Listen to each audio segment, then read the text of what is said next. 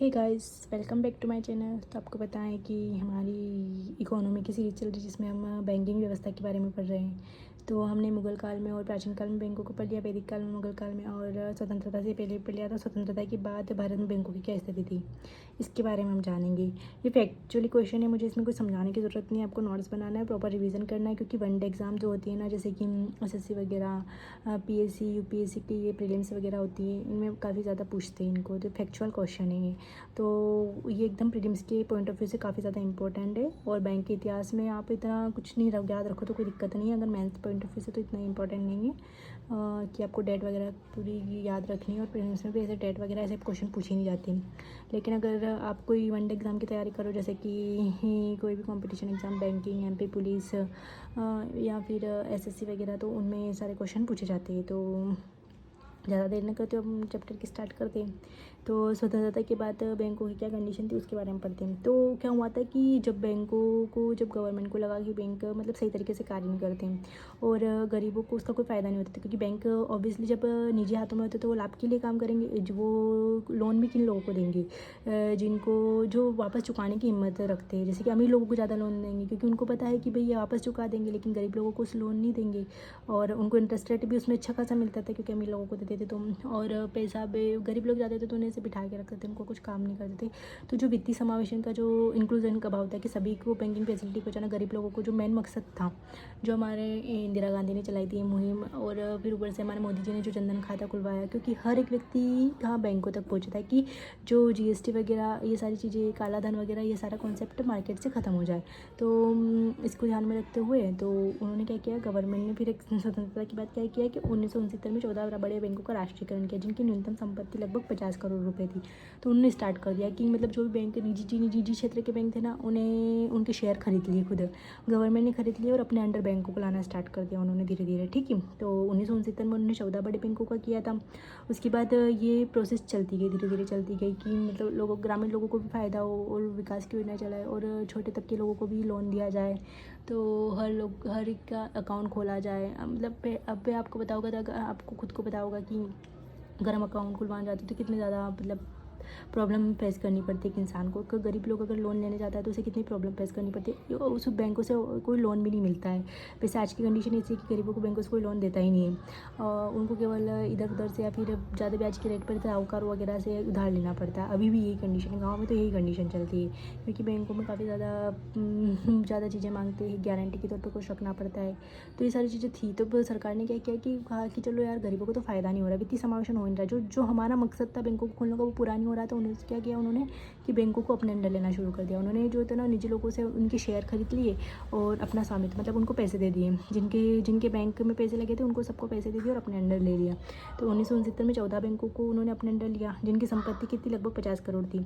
1975 में क्षेत्रीय ग्रामीण बैंक की स्थापना की, रीजनल रूरल बैंक आपने सुना होगा। तो मतलब कि ग्रामीण लोगों को विकास की योजनाओं का लाभ पहुँचाने के लिए, उनके खाते खुलवाने के लिए, इनके लिए रीजनल रूरल बैंक की स्थापना की। 1980 में 6 बड़ों बैंकों का राष्ट्रीयकरण किया, जिनकी न्यूनतम संपत्ति 200 करोड़ थी। 1969 में 14 बड़े को किया था और 1980 में 6 बड़े बैंकों का राष्ट्रीयकरण किया। पहले 50 करोड़ थी, अब 200 करोड़ की संपत्ति के रखने वाले को। तो 12 जुलाई 1982 को NABARD, national bank for agriculture and rural development की स्थापना की थी, जो कि एग्रीकल्चर में, कृषि क्षेत्र में लगे किसानों वगैरह को, गरीबों को, उनको लाभ पहुंचाती थी।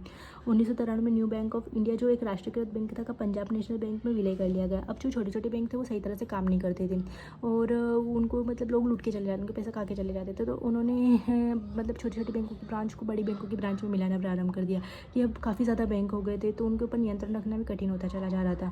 तो उन्होंने क्या किया, छोटे छोटे बैंकों को बड़े बैंकों के अंदर मर्ज करना स्टार्ट कर दिया। तो 1993 में सबसे पहला काम किया था उन्होंने, न्यू बैंक ऑफ इंडिया को पंजाब नेशनल बैंक में शामिल कर लिया गया था। 2008 में state bank of India Saurashtra का एसबीआई में विलय कर दिया गया।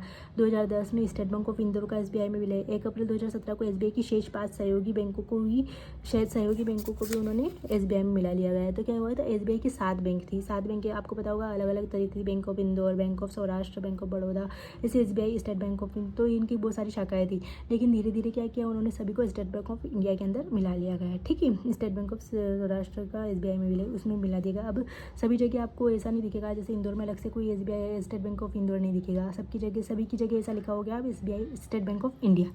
पूरे इंडिया की बैंक है, ठीक है। तो ऐसे धीरे धीरे मर्ज कर दिया गया है। वर्ष 2018 में विजया बैंक व देना बैंक को बैंक ऑफ बड़ौदा में सम्मिलित कर दिया गया है, ठीक है।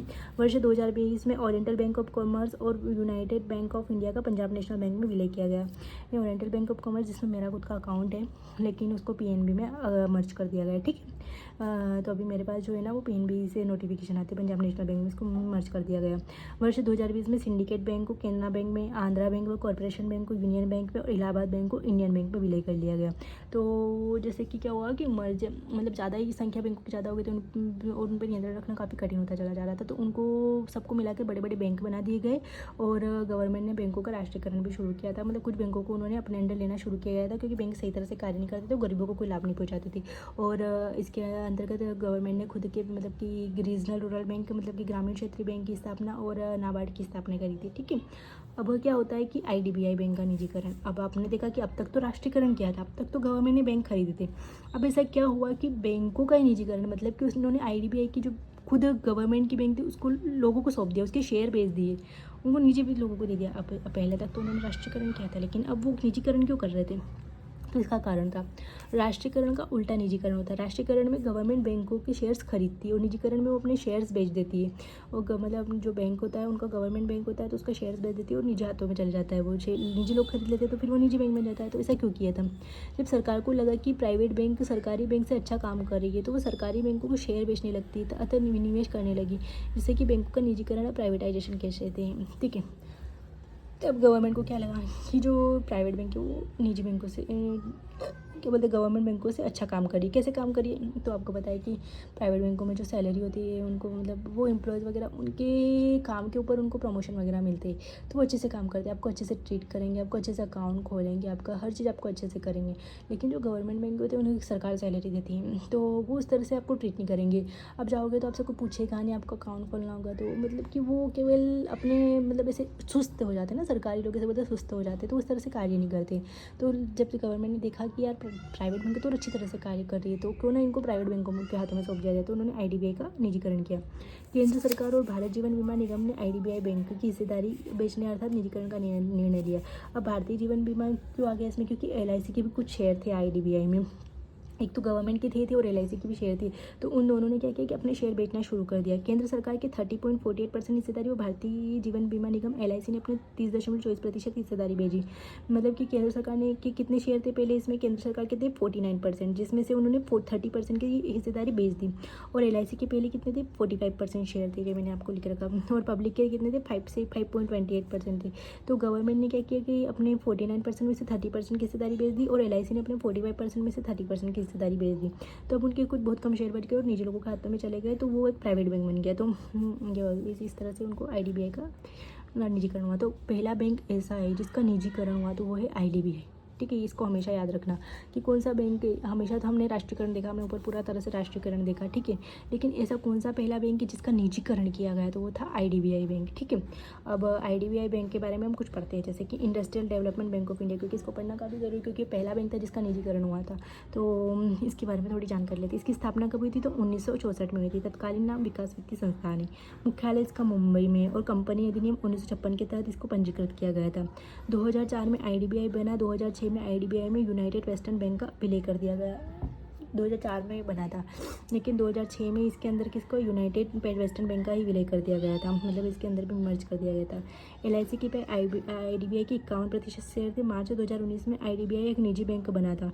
मार्च 2019 में इसका निजीकरण किया गया था। जो गवर्नमेंट ने निजीकरण किया था वो मार्च 2019 में किया गया था। भारत का पहला बैंक जो कि सार्वजनिक क्षेत्र का बैंक था और फिर प्राइवेट क्षेत्र का बैंक बन गया। पहले क्या था कि जितने प्राइवेट सेक्टर के बैंक थे वो सार्वजनिक क्षेत्र के बैंक बन रहे थे, लेकिन ये पहला बैंक है आईडीबीआई जो कि खुद गवर्नमेंट होते हुए प्राइवेट सेक्टर में आया था, ठीक है। तो ये हमारा स्वतंत्रता की बात का कॉन्सेप्ट आपको समझ में आ गया हुआ है, ठीक है। तो इसके कुछ और फैक्टर बचे, अभी मैं आपको वो भी रिवाइज करवा देती हूँ, ठीक है। सॉरी। तो कुछ नोटेड चीज़ें, तो आप पहले कुछ नोटेड चीज़ें देख लीजिए, उसके बाद हम कल करेंगे, ठीक है। तो नोटेड चीज़ें में देख लें कि भारत का पहला विदेशी bank HSBC Hong Kong and Shanghai banking corporation limited, Hong Kong जैसे नाम से स्पष्ट है, शायद जापान का बैंक हो सकता है। भारत में पहला विदेशी बैंक, ऐसा नहीं है कि आप बोलोगे कि भाई यूरोपियन ने खोला था तो वो भी तो विदेशी बैंक थे, वो विदेशी बैंक मतलब कि स्वतंत्रता के बाद विदेश में कोई बैंक खुला हुआ, उसकी किसी ब्रांच ने हमारे इंडिया में आकर शाखा खोली थी।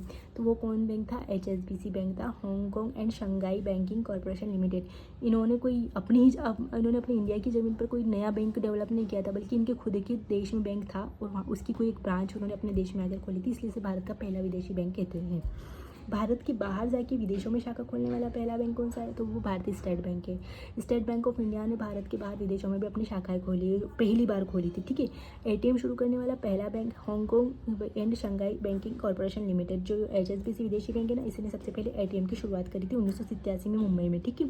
इंटरनेट बैंकिंग की सुविधा देने वाला पहला बैंक है तो ICICI बैंक है, ठीक है, जिन्होंने इंटरनेट बैंकिंग की सुविधा दी थी हमें कि आप पैसे इधर से उधर ट्रांसफर कर सकते हो, ठीक है। म्यूचुअल फंड बेचने वाला पहला बैंक था SBI, भारतीय स्टेट बैंक। जो आपको पता है म्यूचुअल फंड में लोग पैसे इन्वेस्ट करते हैं, तो वो बेचने वाला पहला बैंक क्या था? तो वो था हमारा SBI, state bank of India. और क्रेडिट कार्ड जारी करने वाला पहला bank central bank of India, CBI। तो सेंट्रल बैंक ऑफ इंडिया एक और क्या विशेषता है इसकी? Central bank of India Bharat का पहला स्वदेशी बैंक है, जिसमें स्वामित्व भी लोगों के स्वदेशी लोगों के पास है, जिनके निर्माण भी स्वदेशी लोगों ने किया, उस संचालन भी स्वदेशी लोग करते हैं और अकाउंट भी स्वदेशी लोगों के। तो पहला बैंक के साथ जो वो CBI था, और ये इसने क्रेडिट कार्ड भी सबसे पहले जारी किया था। क्रेडिट कार्ड आपको पता है कि एक तरह से लोन का सामान होता है, जैसे आप कुछ भी खरीद सकते हो, उसका बिल पे करना होता है आपको, इतना तो आप सब जानते होंगे क्रेडिट कार्ड, डेबिट कार्ड वगैरह के बारे में। डेबिट कार्ड जारी करने वाला HSBC और क्रेडिट कार्ड जारी करने वाला सेंट्रल बैंक ऑफ इंडिया, ठीक है। भारत पहला डिजिटल बैंक, DG बैंक, पहला बैंक जिसकी कोई फिजिकल शाखा नहीं, जैसे कि आपको पता है Paytm payment bank, Airtel payment bank, इनकी कोई शाखा नहीं, कहीं पे भी खुले हुए नहीं है, और केवल ऑनलाइन ट्रांजेक्शन करने में, ऑनलाइन अकाउंट में पैसा ट्रांसफर करने में, इन चीज़ों में काम आते हैं। उसी तरह से पहला जो DG बैंक था वो था हमारा DG bank, digital bank. Bharat में मर्चेंट बैंकिंग शुरू करने वाला पहला बैंक था तो ग्रांट लेस बैंक जो था ना, उसने सबसे पहले मर्चेंट बैंकिंग शुरू की थी। मर्चेंट बैंकिंग मतलब कि जो एक स्थान से दूसरे स्थान पर मतलब फैसिलिटी की ट्रांसपोर्टेशन का काम करते थे, वो ग्रांट लेंस बैंक था, ठीक है। ब्लॉकचेन तकनीक शुरू करने वाला पहला बैंक तो ICICI बैंक। एक चेन की बात है, मतलब एक से दूसरे बैंक से कनेक्ट, तीसरे से कनेक्ट करना, इस तरह से ICICI बैंक ने करा था। बैंकिंग सेवा में रोबोट पेश करने वाला पहला बैंक HDFC बैंक। ये मर्चेंट बैंकिंग और ब्लॉकचेन वगैरह ये हम बाद में विस्तार से पढ़ेंगे, ठीक है। तो अभी यहाँ पे इतना कोई यूज़ नहीं है, लेकिन फिर भी लिख लिए तो एक बार पढ़ लेना, ठीक है। बैंकिंग सेवा में रोबोट पेश करने वाला पहला बैंक तो HDFC बैंक था, जिसने बैंकिंग सेवा में सबसे पहले रोबोट पेश किया था, ठीक है। तो ये कुछ फैक्ट है जो आपको याद होने चाहिए, तो आप अच्छे से इसका स्क्रीनशॉट ले लेना और अच्छे से याद कर लेना। इसके आगे हम कल करेंगे, देखो आज काफ़ी बड़ी क्लास हो जाएगी और फिर आप देखते ही नहीं हो, पूरी स्किप कर दे, तो इसलिए छोड़ो यहाँ तक। हमने आज जैसे कि स्वतंत्रता के बाद वाले सारी चीज़ें देख ली है, और मैंने आपको जितना भी बताया है कि बैंकिंग से रिलेटेड जो भी है, ये सब चीज़ें कॉन्सेप्ट, मतलब ये इसमें कोई समझाने की चीज़ नहीं, इसको आपको पढ़ना पड़ेगा, स्क्रीनशॉट लेना पड़ेगा, नोट्स बनाने पड़ेंगे प्रॉपर, और इसको रिवाइज करना पड़ेगा। अगर आपको याद नहीं होता है तो आपको एक ऐसी जगह, अपने पूरे पेज को एक ऐसी जगह लगा देना है लिख के, जहाँ आपकी डेली नज़र पड़ेगी, तो आप अच्छे से उसको रिवाइज कर पाओगे और अच्छे से आपको याद रह जाएगा। आपकी आंखों पे रोज घूमेगा ना, कहते हैं ना, कुछ भी चीज़ें अपन देखते रहते तो हमें याद हो जाती है कि हाँ भाई इसमें ये, इसमें वो, इसमें ऐसा है, ठीक है। तो उसी तरह से तो आप एक बार स्क्रीनशॉट ले लीजिए और नोट्स प्रिपेयर कर लेना अच्छे से अपने, ठीक है। और वनडे एग्जाम के लिए काफ़ी ज़्यादा इंपॉर्टेंट है, और PCS और UPSC प्रीलिम्स के पॉइंट ऑफ व्यू से भी काफ़ी ज़्यादा इंपॉर्टेंट है। तो आप स्क्रीनशॉट ले लेना और अच्छे से प्रिपरेशन करना और अच्छे से प्रिपेयर कीजिए। और SSC की एग्ज़ाम आने वाली, काफ़ी थोड़े दिन बचे, तो अच्छे से आप नोट्स बनाइए और अच्छे से एक बार रिवाइज कर लेना अच्छे से, तो आप अच्छे से कवर कर पाओगे, ठीक है। Thank you, thanks for watching.